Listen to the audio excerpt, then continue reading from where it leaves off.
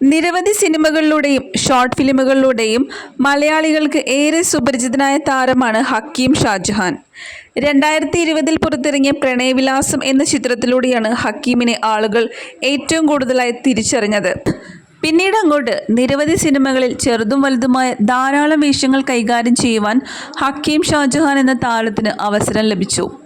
Social മീഡിയാസിലും നവമാധ്യമ രംഗത്തും ഒരുപോലെ സജീവ സാന്നിധ്യം തന്നെയാണ് താരം. ഇപ്പോൾ ഹക്കീമിൻ്റെ വിവാഹം കഴിഞ്ഞ വാർത്തയാണ് പുറത്തു വന്നിരിക്കുന്നത്. സിനിമാ താരം തന്നെയായ സന അൽത്താഫിനെയാണ് ഹക്കീം വിവാഹം കഴിച്ചിരിക്കുന്നത്. വളരെ സിമ്പിളായിട്ടുള്ള ഒരു രജിസ്റ്റർ വിവാഹമായിരുന്നു ഇരുവരും നടത്തിയതെന്ന് തങ്ങൾ സോഷ്യൽ മീഡിയയിൽ പങ്കുവച്ച ചിത്രങ്ങളിൽ നിന്ന് വ്യക്തമാണ്. തൊടുപുഴ സ്വദേശിയായ ഹക്കീം മാർട്ടിൻ പ്രകാശൻ സംവിധാനം ചെയ്തിരുന്ന ABCD എന്ന ചിത്രത്തിലാണ് ആദ്യമായി വേഷമിടുന്നത്.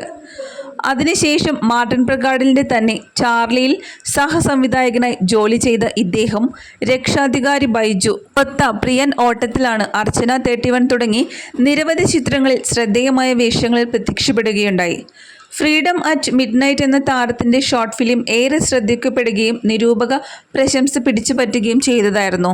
നടി അനുപമ പരമേശ്വരനായിരുന്നു ഇതിൽ ഹക്കീമിൻ്റെ നായികയായി പ്രത്യക്ഷപ്പെട്ടിരുന്നത്. നിരവധി ചിത്രങ്ങൾ ഇനി പുറത്തിറങ്ങാൻ അണിയറങ്ങിൽ ഒരുങ്ങിക്കൊണ്ടിരിക്കുകയാണ് താരത്തിൻ്റേത്.